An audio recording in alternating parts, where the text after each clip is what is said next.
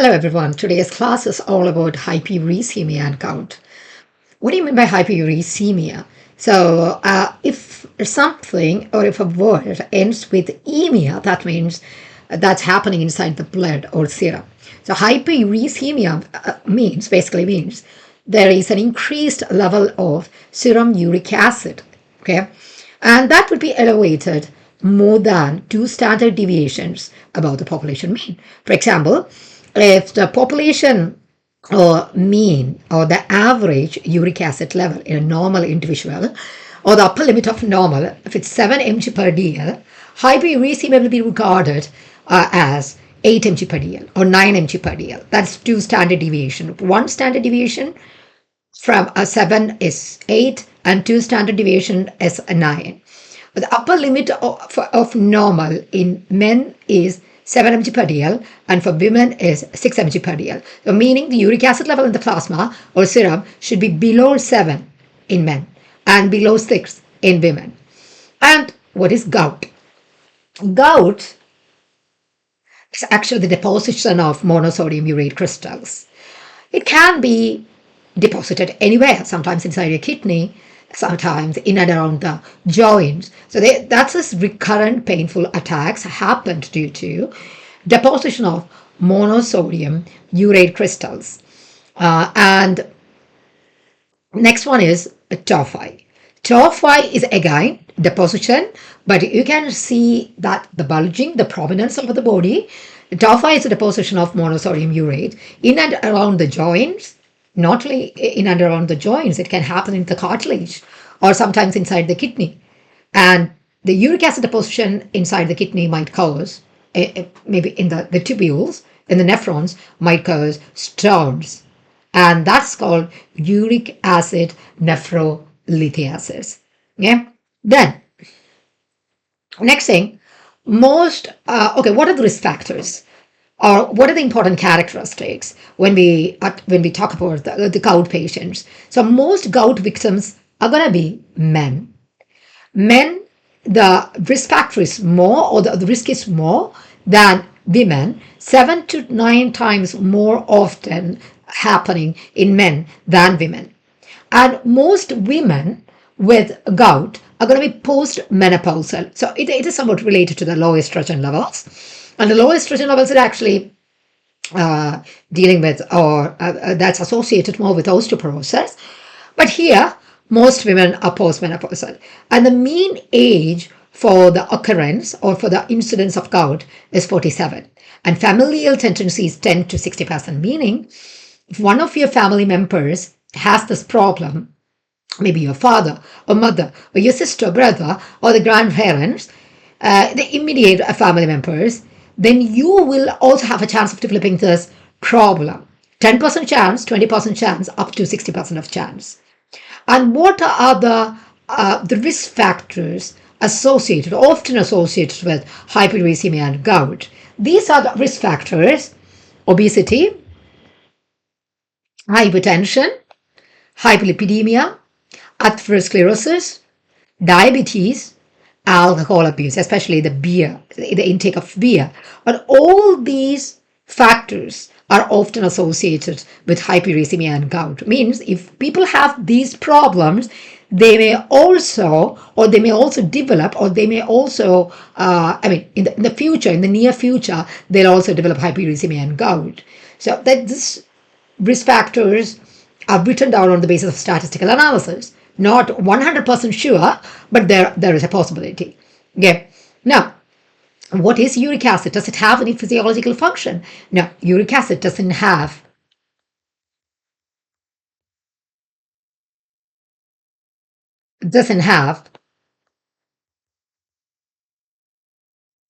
any sort of physiological function. Basically, it's a waste product in your body. It doesn't have any physiological function, so it has no use in your body. So even if your uric acid is 2, that's fine. That's totally fine. It's not a low level. If your uric acid is 3 mg per dl, absolutely fine, because no physiological effects. That's just a waste product. Okay, that waste product of purine metabolism.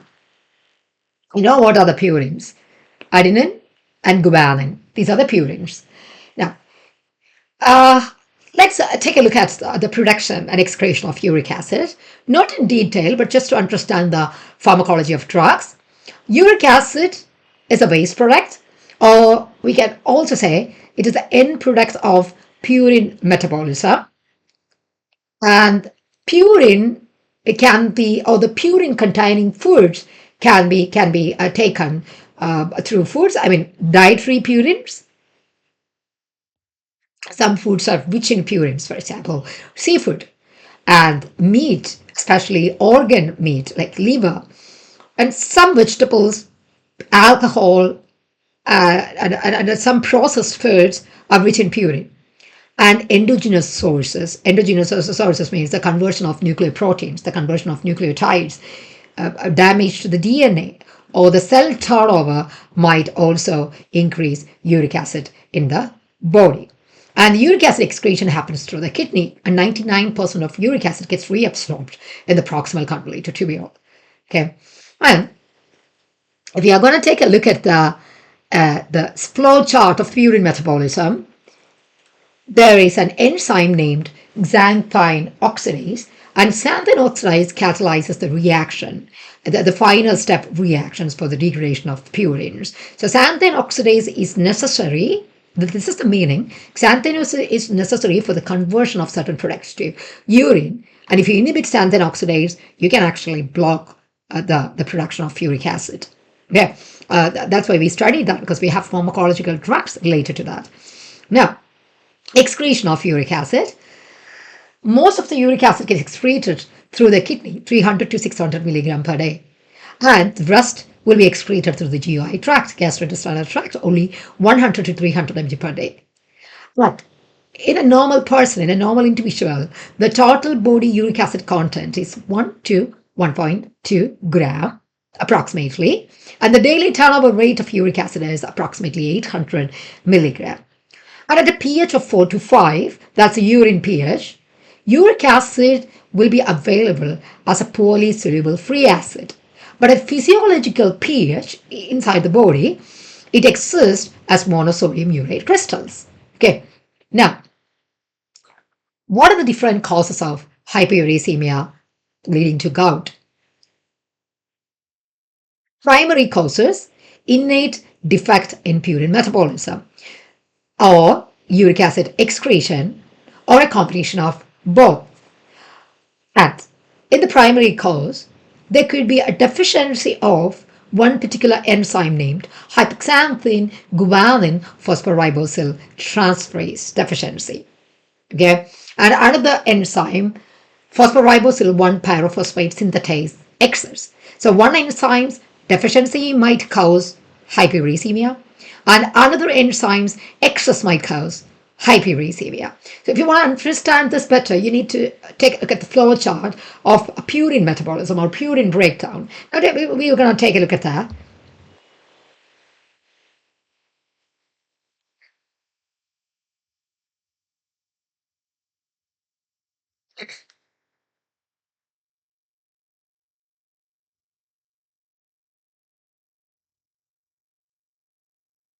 Because this flow chart is confusing for many people, but actually you just have to study the important parts. Okay, this is a synthesis of purine and degradation of purine. Both are given in just one flow chart. So ribose 5-phosphate plus ATP, that's a starting point for the synthesis of many products. The GMP for the indoor conversion, for the IMP, and for the AMP production. So primarily, this ribose 5-phosphate becomes a phosphoribose pyrophosphate. Then that one becomes inosine monophosphate, that is IMP.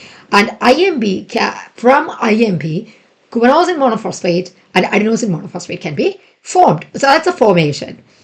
When this synthesis, or this flow of synthesis, is called de novo synthesis. De novo synthesis basically means the synthesis of purines, adenine, guanine, or the nucleotides from amino acids or carbon dioxide or folate derivatives. Right? But what is salvage pathway? Now we have some broken down things. I mean, at the end of the flow chart, you have a lot of things like xanthine, hypoxanthine, etc. So these are broken down products. These broken down products can actually be recycled again to form the nucleotide bases. So I mean nucleotides actually. So the meaning of salvage pathway is free purine bases can be recycled from nucleotide bases. This is a salvage pathway. And there is an enzyme that is going to be helpful, that's going to direct this mechanism. That enzyme's name is HGPRT, hypoxanthine guanine phosphoribosyl transferase. So if you have a deficiency of this enzyme in your body, maybe congenital deficiency because of genetic mutation, that's going to cause what? That the salvage pathway is not going to happen. Okay, then the conversion of free purine bases back to the nucleotides wouldn't happen. So that increases the formation of uric acid because the hypoxanthine wouldn't go back to the top part, wouldn't go back to the formation of AMB or GMB. It's going to just break down. Okay, that's why hypoxanthine guanosine phosphoribosyl, which is important for the salvage pathway. When we face a deficiency of this enzyme, we may get hyperuricemia. And another enzyme's excess, that is phosphoribosyl pyrophosphate synthase excess. So this synthase is responsible for the formation of PRPP in the initial stages. The excess of that enzyme can also cause hyperuricemia. Now,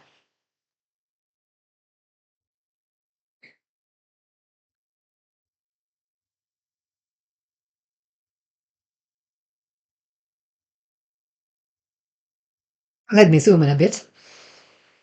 Now, what are the secondary causes? Secondary causes, okay, yeah, before moving on to secondary causes, we say 10% of patients, overall patients, according to statistics, 10% of patients are overproducers of the uric acid, maybe because of diet or maybe because of any other kind of drug intake. They might be able to produce around 1,000 milligram of uric acid per day. I'm talking about primary hyperuricemia. On an unrestricted diet, they might produce around 1,000 milligram. And even on a purine restricted diet, they may produce around 600 milligram. And in primary hyperuricemia, instead of 1 gram, the urate pool in the normal individual would be around more than 2.5 gram or about 2.5 gram. Now, 90% of patients will be under-excretors, meaning their uric acid formation is normal, but they cannot excrete it out. Under-excretors. So they might because of any kidney issues or any renal tubular issues or because of the problems in excretion. So they excrete less than 600 milligram on a purine restriction diet. So this is a primary hyperuricemia. Primary hyperuricemia can occur due to any kind of congenital abnormalities, as I told you, or as we discussed, or it can also be because of problems involving the mutations, gene mutation, and the gene mutations can lead to the excess of PRPP or the synthesis or the deficiency of HGPRT enzyme. Secondary hyperuricemia can happen due to cancers, different types of cancers, lymphoproliferative disorders, myeloproliferative disorders, or autoimmune disorders or hemolytic anemia. And patients with chronic kidney failure or chronic renal failure, there might be problems with the excretion of uric acid. That's a secondary cause of hyperuricemia. And the third and most important, what are drugs? Drug-induced hyperuricemia is also called secondary hyperuricemia. For example, low doses, less than 2 grams of aspirin, will inhibit the tubular secretion of the uric acid, but high dose aspirin is a uricosuric. Remember, low dose inhibits the tubular secretion of uric acid, and high dose uricosuric. Just regarding aspirins and salicylates. Now, some cytotoxic drugs, when they cause damage to the cells, when they cause damage to the DNA, DNA is made up of purines and pyrimidines, right? So more breakdown of purines and more release of uric acid through the pathway. So cytotoxic drugs, destroying drugs, cell-destroying drugs can increase the turnover, nucleic acid turnover, and diuretics. The problem with diuretics is volume depletion, and maybe dehydration can cause hyperuricemia. And they sometimes increase the proximal tubular reabsorption of uric acid, and they sometimes decrease the tubular secretion of uric acid, because these are the proposed theories surrounding diuretics in terms of the hyperuricemia, in terms of accentuating hyperuricemia. Now, ethambutol and nicotinic acid, they compete for tubular secretion. Uric acid is going to be excreted through tubular secretion. Ethambutol and nicotinic acid, they're also going to excrete it through the tubular secretion. So there will be a competition between these drugs. So ethambutol and nicotinic acid, two different drugs, two different users, compete for tubular secretion. Cyclosporin, pyrazinamide, levodopa will increase renal urate clearance. Decrease renal urate clearance. That's how you're going to increase the plasma concentration of uric acid. And ethanol or alcohol-based compounds can increase the production and also decrease the excretion of uric acid.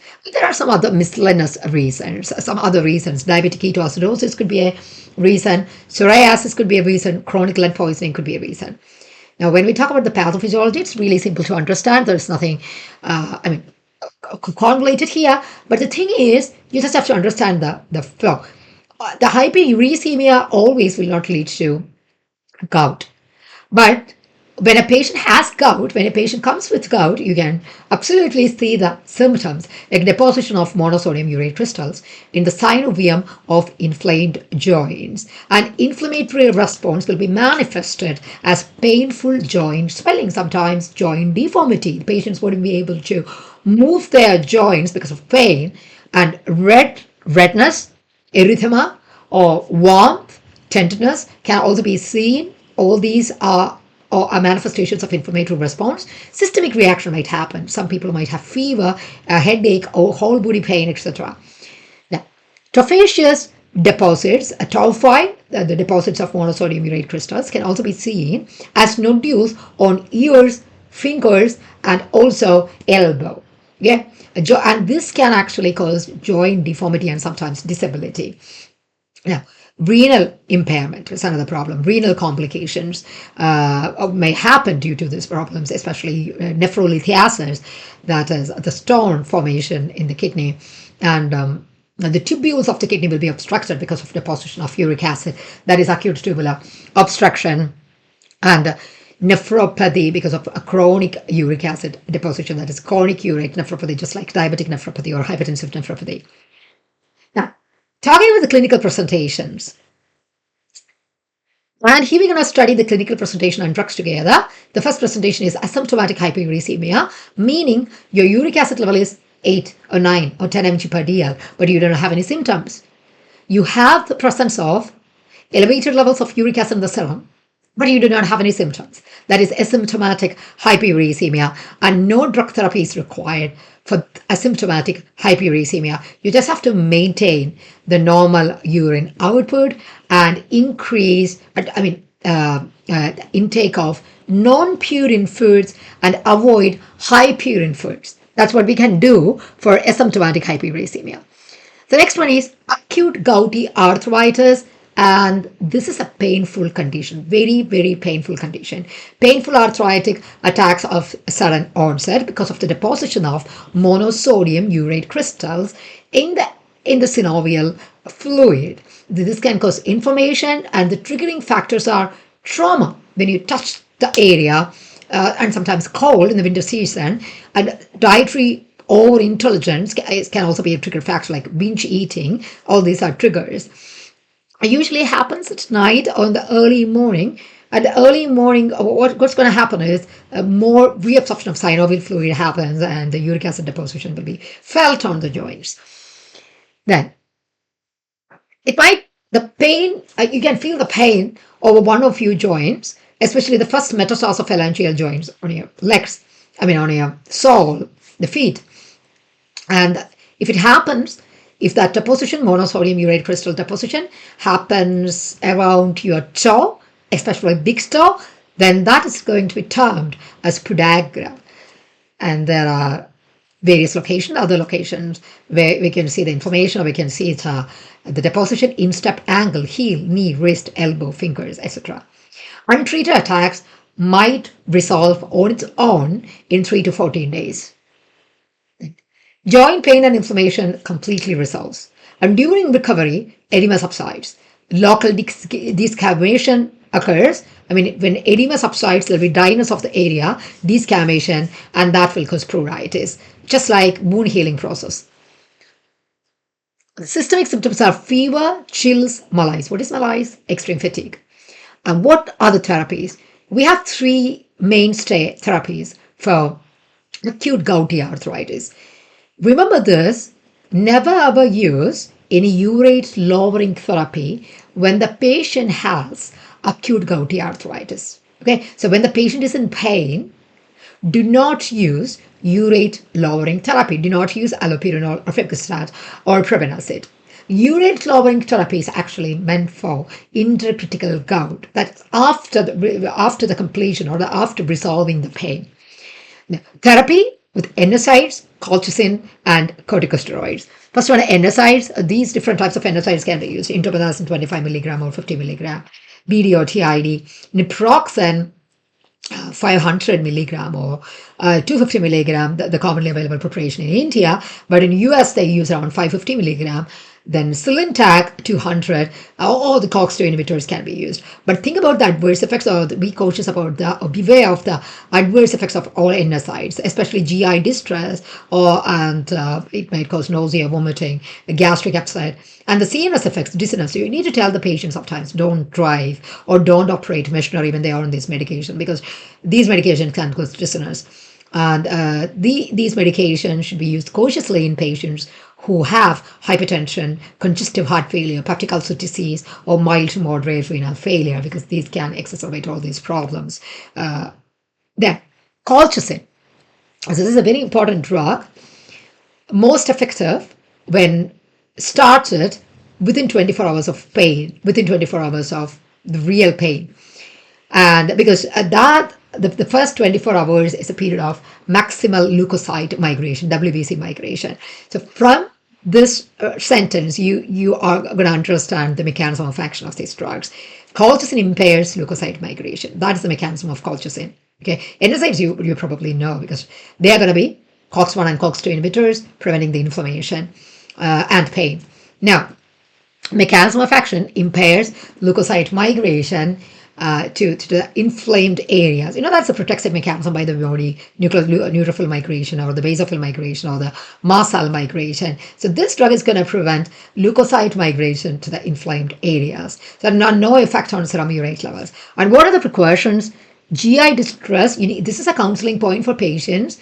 Nausea, vomiting, diarrhea, and severe cramps might occur in 50 to 80% of individuals who are taking or who try colchicine. And drug interactions might happen with CYP3A4 inhibitors, because this drug, colchicine, gets metabolized to CYP3A4 isoenzyme. So if you ever use colchicine with CYP3A4 inhibitors, that might increase the plasma concentration of colchicine. And also para-glycoprotein is responsible for the elimination of colchicine. If you use colchicine with para-glycoprotein inhibitors, that again cause accumulation of colchicine and probably more GI distress. And chronic colchicine therapy may cause neuromyopathy. The next class of drug is corticosteroids.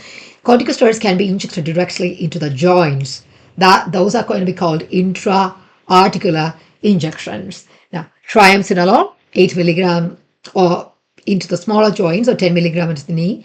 Methylprednisolone 5 to 25 milligram, betamethasone 3 to 6 milligram. And sometimes, if not intra-articular injections, we can give it IEM or IV or orally. So those are systemic corticosteroids, directly into the blood, not into the joints. Oral prednisolone, once it crosses the GI membrane, it reaches the blood, 20 to 60 milligram per day, or IEM, intramuscular betamethasone, around 7 milligram, IV methylprednisolone, around 125 milligram.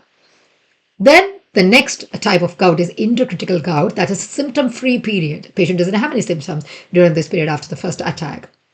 So during this period, we need to think about the non-pharmacological therapy and also pharmacological therapy. Non-pharmacological therapy is this: avoid high purine foods. For example, meat, red meat, liver, organ meat, sweetbreads, seafood, crabs, prawns, etc. Avoid alcohol and management of obesity. Do you exercise, limit over dietary overindulgence, cut down on sugars, cut down on fats.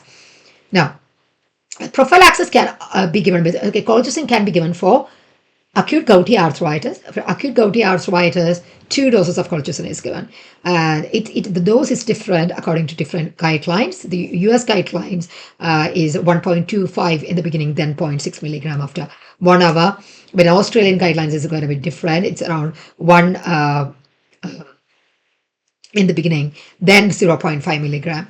Colchicine 0.5 milligram, OD or BD can be given as a prophylaxis, or low-dose NSAIDs alternatively.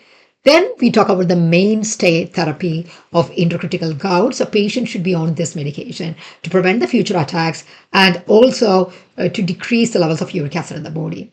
So there are 2 main drug therapies. One is allopurinol and the other one is febucostat. Urate reducing drug therapy, xanthine oxidase inhibitors. Allopurinol, febucostat. Allopurinol is a purine derivative and it's a prodrug. The long-acting metabolite of allopurinol is oxypurinol. This is a competitive exam question, the name of the metabolite of allopurinol. It inhibits the enzyme xanthine oxidase. And xanthine oxidase is responsible for the final steps in purine metabolism, for the conversion of hypoxanthine to xanthine, and also for the conversion of xanthine to uric acid. Xanthine oxidase is needed. It can be used in overproducers, in renal impairment patients. A renally impaired patient, dose adjustment is required, but still we can use this. And also in patients with uric acid storms or tophi. Common dose of allopurinol is 300, or the usual maintenance dose of allopurinol is 300 milligram per day, and the maximum dose is 800 milligram per day. Precautions and monitoring effects: 3 to 5% of individuals who are on allopurinol might get rash, diarrhea, drug fever, leukopenia, thrombocytopenia, etc. And 2% individuals might get severe rash, for example, Stevens-Johnson syndrome or toxic epidermal necrolysis. Now, allopurinol and ampicillin, if both are taken concomitantly, that might increase or that might predispose the patient to have rashes. I mean, 20% of patients might get rashes with allopurinol and ampicillin together. Now, 0.1% of people may get allopurinol hypersensitivity or allopurinol-induced hypersensitivity syndrome or hypersensitivity reactions.